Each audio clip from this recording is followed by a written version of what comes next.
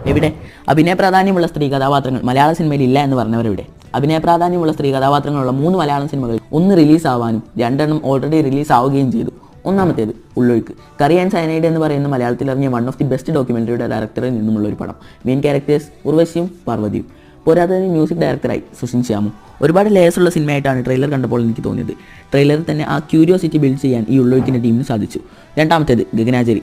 അനാർക്കലി മരിക്കാർ, അജു വർഗീസ്, ഗോകുൽ സുരേഷ്, ഗണേഷ് കുമാർ എന്നിവരാണ് പ്രധാന വേഷങ്ങൾ ചെയ്തിരിക്കുന്നത്. കേരളത്തിൽ ഇന്നേ വരെ ആരും ഈ ഒരു ജോണർ പരീക്ഷിച്ചിട്ടില്ല എന്നാണ് എൻ്റെ അറിവ്. ഒരു പോസ്റ്റ് അപ്പോക്കലിപ്റ്റിക് കേരളത്തിൽ സിനിമ എടുക്കുന്നതോ അങ്ങനെ എന്തോ ആണ് മെയിൻ പ്ലോട്ട്. ട്രെയിലറൊക്കെ ഭയങ്കര ഇൻട്രസ്റ്റിംഗ് ആയിരുന്നു. ഇത് ഫെസ്റ്റിവലിൽ കാണിച്ചപ്പോൾ എനിക്കിത് കാണാൻ പറ്റിയിട്ടില്ല. പോരാത്തതിന് ഇതൊരു മോക്യുമെൻ്ററിയാണ്. മൂന്നാമത്തേത് പാരഡൈസ്. ദർശനയും റോഷൻ മാത്യുവുമാണ് പ്രധാന വേഷങ്ങൾ കൈകാര്യം ചെയ്യുന്നത്. ട്രെയിലറൊക്കെ ഇൻട്രസ്റ്റിംഗ് ആയിരുന്നു, പക്ഷേ പ്ലോട്ട് എന്താണെന്ന് ഉള്ള ഒരു ഐഡിയ കിട്ടുന്നില്ല. പിന്നെ ഈ 3 സിനിമയിലുമുള്ള കോമൺ ഫാക്ടർ, ഈ 3 സിനിമകൾക്കും ഒരുപാട് അവാർഡ്സ് കിട്ടിയിട്ടുണ്ട്. ഇപ്പോൾ ഗഗനാചാരിയും ഉള്ളൊഴുക്കും തിയേറ്ററിൽ റിലീസായി ഇപ്പോൾ ഗംഭീര റെസ്പോൺസ് കിട്ടിയിട്ടുണ്ട്. പാരഡൈസ് ഏപ്രിൽ 28 ഇറങ്ങും. അപ്പോൾ